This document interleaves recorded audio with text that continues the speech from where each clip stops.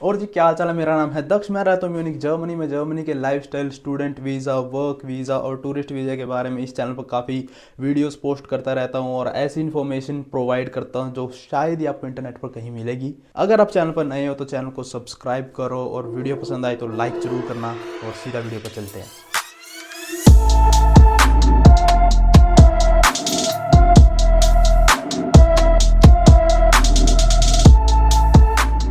मैं पिछले 5 सालों से जर्मनी में रह रहा हूँ। मैंने जर्मनी में लैंग्वेज भी करी, उसके बाद स्टूडेंट लीग भी करा, उसके बाद मैंने अभी ग्रेजुएशन कंप्लीट करी है। और पिछले 5 सालों में मैंने काफ़ी चीज़ें देख ली हैं। तो सोचा कि क्यों ना एक डिफरेंस और एक कंपैरिजन किया जाए कि काफ़ी लाइक अगर हम यूएसए से कंपैरिजन करते हैं, ऑस्ट्रेलिया, कनाडा से, तो किन चीज़ों में बढ़िया और किन चीज़ों में थोड़ा सा हाँ डिसएडवांटेज रह जाती है अगर आप जर्मनी में आते हो। तो उन चीज़ों के बारे में आज हम बात करेंगे।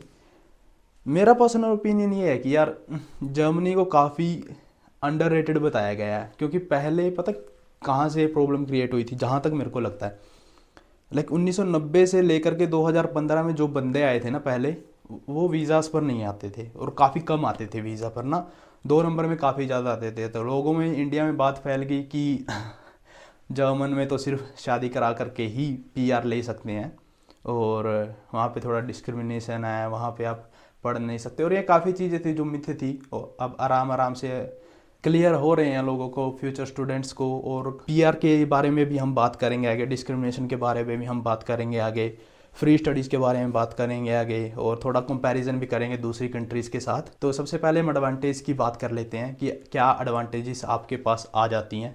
सबसे पहली फ्री स्टडीज़। सबको अब तक पता है, इंडिया में चली गए होगी कि फ्री स्टडीज़ कैसे। अगर आप पब्लिक यूनिवर्सिटीज़ में एडमिशन लें तो आपको काइंड ऑफ फ्री स्टडीज़ मिलती हैं। कोई ट्यूशन फ़ी आपको पे नहीं करनी पड़ती, सिर्फ आपको एक सेमेस्टर फ़ी पे करनी पड़ती है, जो कि नॉर्मली हर एक यूनिवर्सिटी की 100 से 150 यूरो होती है। काफ़ी यूनिवर्सिटीज़ है जो 400 यूरो तक भी ये लेती हैं। अब इन 400 यूरो वाली यूनिवर्सिटीज़ में या 100-150 वाली जहाँ पर आपको सेमेस्टर फीस देनी पड़ती है, यहाँ पर आपको टिकट भी मिलती है, मतलब काइंड ऑफ ट्रांसपोर्टेशन टिकट। और ये ही एक महीने की 50 से 60 यूरो होती है। अगर आप 6 महीने के साथ गुना कर दो, यही 300 यूरो बन जाते हैं। समझ रहे हो। तो सेमेस्टर फ़ी आपको ज़्यादा से ज़्यादा 400 से 500 यूरो पे करनी पड़ती है। अगर आप उस हिसाब से भी चलते हो तो आपको काफ़ी ज़्यादा सस्ता पड़ जाता है जर्मन में आके पढ़ना। दूसरी सबसे बढ़िया मेरे को जो बात लगती है ना जर्मनी की, यहाँ पर आप वोकेशनल ट्रेनिंग भी ले सकते हो। और कुछ वोकेशनल ट्रेनिंग, कुछ कोर्सेज ऐसे भी हैं जहाँ पर आपको एक महीने के 1000 यूरो तक मिलते हैं। अब मैं ऐसे डींगे नहीं हाँक रहा, ये खुद मैंने कर रखा। मैं खुद 1000 यूरो लेता था पढ़ने के। 3 साल मैंने अभी अपनी ग्रेजुएशन कंप्लीट करी है। आपने अगर नई वीडियो देखी तो ये वीडियो जा करके देखो, आपको काफ़ी लिंक मिल जाएंगे डिस्क्रिप्शन में। जो भी आगे वीडियोज़ के बारे में बात करूँगा आपको लिंक डिस्क्रिप्शन में मिल जाएंगे। तो आप वोकेशनल ट्रेनिंग कर सकते हो। 600 यूरो से लेकर के 1000 यूरो, 1200 यूरो तक आप जा सकते हो एक महीने के। आपको वो पे करेंगे, साथ में आपको पढ़ना भी है, साथ में आपको काम भी करना है। तो दूसरी तो सबसे बढ़िया बात ये होगी। तीसरी बात, थोड़ा हम डिस्क्रिमिनेशन के बारे में बात कर लेते हैं। अगर हम यूएसए से कंपैरिजन करें, ऑस्ट्रेलिया से कंपैरिजन करें, कनाडा से कंपैरिजन करें, तो काफ़ी काफ़ी कम डिस्क्रिमिनेशन जर्मनी में आपको देखने को मिलेगा। मैं ऐसा नहीं कह रहा कि है ही नहीं है, पर थोड़ा बहुत हो सकता है जिसके बारे में मेरे को नहीं पता, काफ़ी लोग फेस करते हैं। तो काफ़ी लोगों को ये भी हो जाता है कि हाँ डिस्क्रिमिनेट कर रहे हैं। अगर आप जॉब्स के बारे में बात करो, इनकी प्रायोरिटी रहती है, इनके रूल्स ही ऐसे है कि पहले इनको जर्मन को प्रेफरेंस देनी है, उसके बाद यूरोपियन कंट्रीज़ वाले के जो वर्कर होते हैं उनको प्रेफरेंस देनी है, उसके बाद हमारी जो नॉन यूरोपियन सिटीजन होते हैं उनकी प्रेफरेंस आती है, उनकी प्रायोरिटी आती है। तो इस चक्कर, इसको लेकर के थोड़े लोगों को हो जाता है कि हमको डिस्क्रिमिनेट कर रहे हैं। ये डिस्क्रिमिनेट नहीं है, ये प्रायोरिटी कह सकते हैं कि ये अपने लोगों को लेकर थोड़ा ज़्यादा सिक्योर या थोड़ा ज़्यादा सचेत है, कहने का मतलब। चौथा सबसे बढ़िया पॉइंट जो मेरे को लगता है ना, वो है सोशल सिक्योरिटी। यहाँ की काफ़ी बढ़िया, अगर हम कंपैरिजन करते हैं यूएस से, ऑस्ट्रेलिया, कनाडा से, काफ़ी ज़्यादा बढ़िया है। यहाँ पर आपको किंडरगार्टेन मिलती है, एल्टन गार्ड मिलती है और एल्टन साइथ मिलता है। आप सोचोगे कि ये क्या होता है। किंडरगार्टेन होता है कि चाइल्ड बेनिफिट। अगर आपके पास एक बच्चा है यहाँ पर जर्मनी में तो आपको 219 यूरो मिलते हैं। 2 बच्चे हैं तो 420 से लेकर के 440, 3 4 ऐसे ही बढ़ते जाते हैं 200 यूरो के हिसाब से। और उसके बाद अगर आप काम कर रहे हो, आपकी वाइफ भी काम कर रही है, तो आप एक पेरेंटल लीव ले सकते हो। अब ये क्या था, आप 3 महीने से लेकर के 3 साल तक, 2 साल तक छुट्टियों के लिए अप्लाई कर सकते हैं। हाँ मेरे को एल्टन साइज चाहिए। अब इस टाइम में आपको पैसे भी मिलेंगे। आपकी कंपनी पे नहीं करेगी, आपका एम्प्लॉयर पे नहीं करेगा जहाँ पर आप काम कर रहे हैं, पर आपकी गवर्नमेंट, जो भी जिस भी सिटी में आप काम कर रहे हो, उस गवर्नमेंट की तरफ से आपको 65% आपकी ग्रोस इनकम का मिलेगा। अब एग्जांपल ले लेते हैं, आप 3000 यूरो ले रहे हो, ग्रोस इनकम, छोटा सा एग्जांपल लिया है। अब इसका आपको 65% मिलेगा। 1000 का 65% हो गया हमारा 650 यूरो।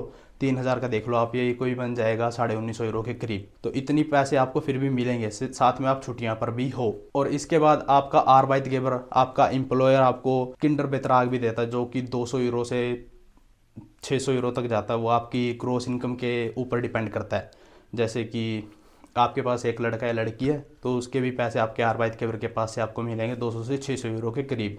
तो ये भी एक फ़ायदा हो जाता है। अगर इससे अगले फ़ायदे की बात करें तो जर्मनी का अगर आपका वीज़ा लगता है या फिर किसी भी यूरोपियन कंट्री का, तो आपके पास 26 कंट्रीज़ का वीज़ा होता है। तो आपको दोबारा अप्लाई करने की ज़रूरत नहीं पड़ती। जैसे कि मैं जर्मनी रह रहा हूँ, अभी मैं पिछले साल इटली होकर आया हूँ, ऑस्ट्रिया होकर आया हूँ। आप स्वीडन भी जा सकते हो, स्विट्ज़रलैंड भी जा सकते हो, स्पेन जा सकते हो, इटली तो मैंने बता ही दिया है। तो 26 कंट्रीज़ हैं जिसमें आपको वीज़ा की ज़रूरत नहीं पड़ती और बाय रोड भी आप कार के साथ ट्रैवल कर सकते हो और घूम सकते हो पूरा यूरोप। इससे अगला फ़ायदा क्या आ जाता है कि ट्रांसपोर्टेशन, कितने पैसे लगते हैं, कितना बढ़िया। अगर हम कंपैरिजन करते हैं ऑस्ट्रेलिया, सिडनी के साथ या किसी भी कंट्री के साथ, यूएसए के साथ, कनाडा के साथ, तो काफ़ी आपको सस्ता मिल जाता है इन कंट्रीज़ के कंपैरिजन में और काफ़ी बढ़िया है। आईसीई का नाम दुनिया का पता है, डीबी का नाम दुनिया का पता है, जर्मन की जो ट्रेन कंपनीज़ हैं, मेट्रो काफ़ी बढ़िया है यहाँ की। तो वो भी आपको काफ़ी सस्ता, दूसरी कंट्री से सस्ता और काफ़ी बढ़िया मिल जाता है। तो उसकी तरफ से भी कोई दिक्कत नहीं आती आपको। अगर आप इंजीनियरिंग फील्ड से हो या फिर मेडिकल फील्ड से हो तो आपके लिए जॉब पाना यहाँ पर थोड़ा सा इजी रह जाता है। अगर आप कॉमर्स फील्ड से हम कंपैरिजन करते हैं, कॉमर्स फील्ड वाला बंदा है ना, उसको थोड़ा सा लेट मिलता है जॉब, थोड़ा उसको हार्ड वर्क करना पड़ता है। जबकि इंजीनियरिंग और मेडिकल फील्ड वालों को काफ़ी इजीली जॉब मिल जाती है अगर आप उनकी रिक्वायरमेंट पूरी कर देते हो, जैसे कि जर्मन का B1 या B2 जो भी आपकी रिक्वायरमेंट है उस जॉब के लिए। लास्ट बट नॉट लिस्ट, सबसे बढ़िया एडवांटेज, वर्क सिनेरियो काफ़ी ज़्यादा चेंज हो रहा है। अगर मैं वर्क सिनेरियो कनाडा के हिसाब से, मैं अगर कनाडा के साथ कंपैरिजन करूँ उसका, तो कनाडा से काफ़ी बढ़िया है। आजकल कनाडा में इतना काम नहीं मिल रहा है स्टूडेंट्स को, जर्मनी में काफ़ी बढ़िया काम मिल रहा है। अगर आपकी नीयत है ना, आपको जा करके अगले दिन काम मिल सकता है जर्मनी में। गांव तक में यार आजकल काम मिल रहे हैं स्टूडेंट्स को। इतना वर्क सिनेरियो चेंज हो गया, ऊपर से रूल भी इतने चेंज हो रहे हैं। अब 2023 में जनवरी में और रूल्स चेंज हो गए। पीआर भी वो क्या पता 3 साल में कर दे। तो वो चीज़ें हैं, काफ़ी चेंज हो रहा है, काफ़ी इजी कर रहे हैं और काफ़ी थोड़ा सा इंडिया से मुश्किल भी हो रहा है अप्लाई करना, पर उनके लिए काफ़ी ईजी हो जाता है। हमारा जो प्रोसेस है वो भी थोड़ा फास्ट हो जाएगा एपीएस के आने के बाद। थोड़ा सा नई है, नई चीज़ें आई हैं जैसे कि एपीएस टेस्ट, एएस।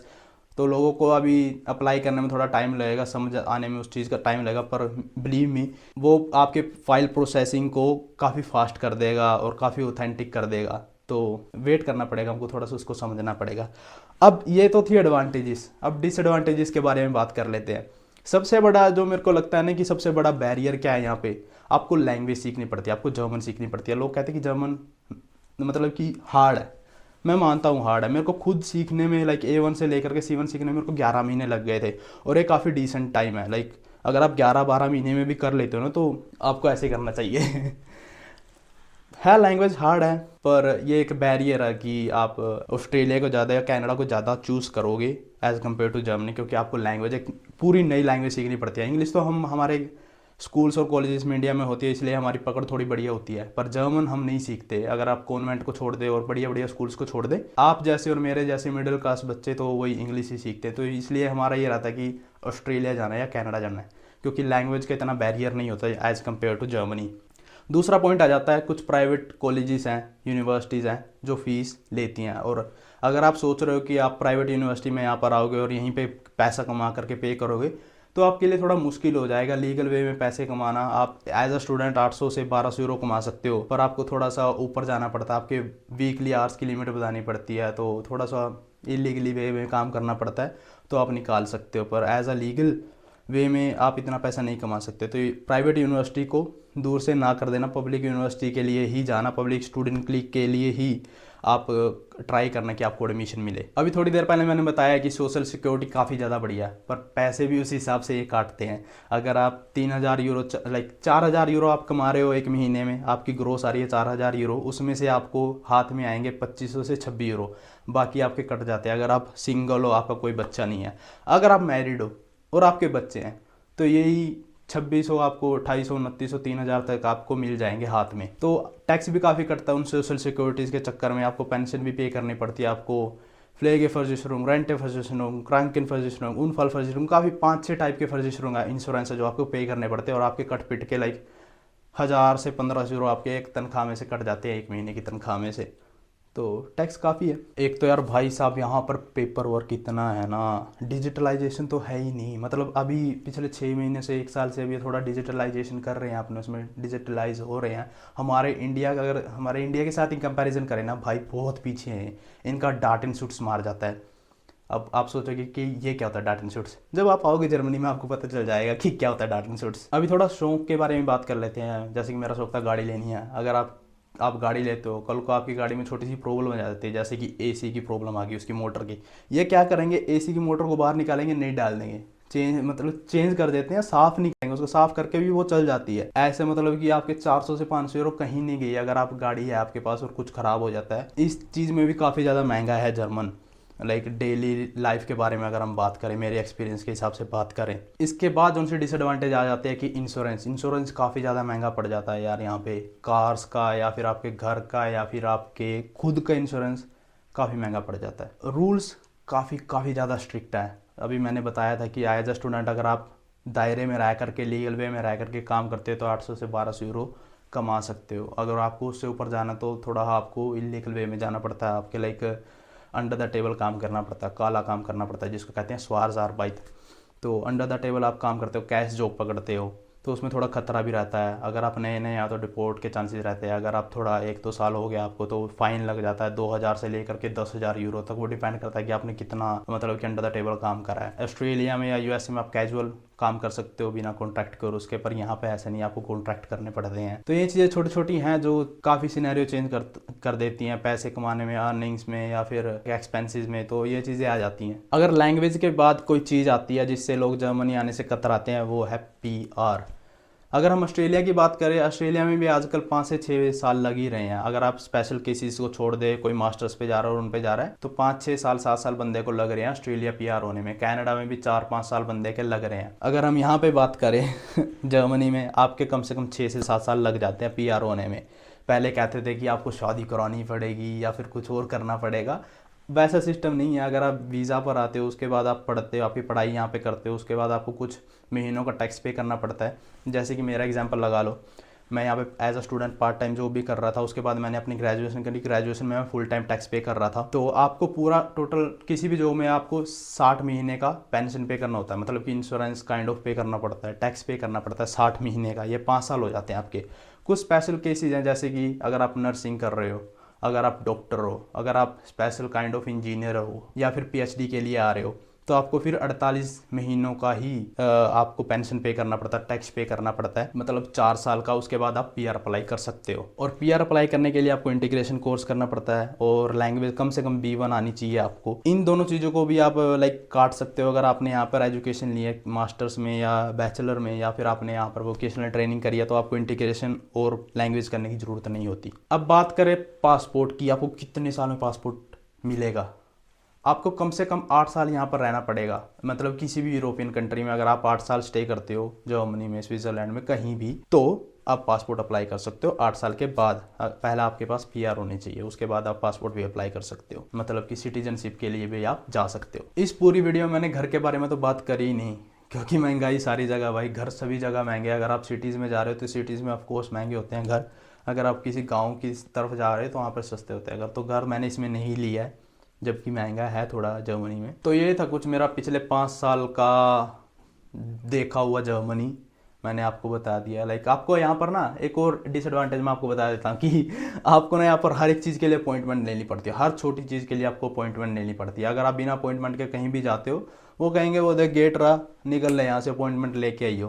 तो ये चीज़ काफ़ी खलती है लोगों की, हाँ हर एक चीज़ छोटी छोटी चीज़ के लिए अपॉइंटमेंट लेनी पड़ती है। तो वो भी एक थोड़ा डिसएडवांटेज हो जाता है। पर ओवरऑल काफ़ी बढ़िया है यार जर्मनी। अगर जर्मन का थोड़ा सा नहीं रहता ना, काफ़ी लोग आते हैं यहाँ पे, और काफ़ी लोग आ भी रहे हैं। स्टूडेंट्स इतने ज़्यादा आएंगे ना, बहुत बहुत आएंगे। बस अगले 2-3 सालों में 2019 में भी काफ़ी ज़्यादा स्टूडेंट आए थे, काफ़ी ज़्यादा। जब मैं बर्लिन था तो काफ़ी ज़्यादा स्टूडेंट आए थे वहाँ पे। उसके बाद कोरोना आ गया, उस चक्कर में अभी फिर फाइल्स का चक्कर पड़ गया। अब इतना प्रेशर ज़्यादा आ रहा है उन पे, VFS इंडिया पे और एम्बेसी जर्मनी, जो जर्मन एम्बेसी इंडिया में, उन पे काफ़ी ज़्यादा अभी फाइल प्रोसेसिंग करने के लिए बहुत सी फाइल पड़ी हैं। तो 1-2 साल में काफ़ी स्टूडेंट्स आएंगे, काफ़ी ज़्यादा स्टूडेंट्स आएंगे। और एक और नेगेटिव बात क्या लगती है कि नेगेटिव बात नहीं, अगर मैं कंपैरिजन करता हूँ ऑस्ट्रेलिया, यूएसए और कनाडा से, वहाँ पर इंडियन कम्युनिटी हमारी काफ़ी ज़्यादा है, तो थोड़ा फील भी होता है कि यार दोस्त भी बन जाते हैं। यहाँ पे इतना नहीं है, इंडियन कम्युनिटी काफ़ी कम है अगर मैं ऑस्ट्रेलिया से कंपैरिजन करूँ, है पर इतनी नहीं है जितनी ऑस्ट्रेलिया कनाडा में है। तो ये भी चीज़ एक आ जाती है।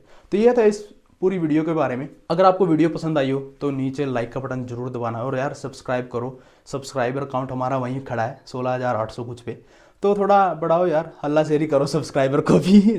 सब्सक्राइबर्स काउंट, लाइक सब्सक्राइबर क्या कह रहा हूँ मैं, सब्सक्राइबर काउंट को भी थोड़ा हल्ला शेरी करो यार, थोड़ा सा उसको बढ़ाओ। और वीडियो शेयर करो, अगर आप किसी भी जर्मन ग्रुप में व्हाट्सएप पे ऐड हो तो वीडियो जरूर शेयर करो यार, हेल्प मिलती है रीच करने में। और अगली वीडियो में मिलते हैं। Dankeschön, auf Wiedersehen, bye.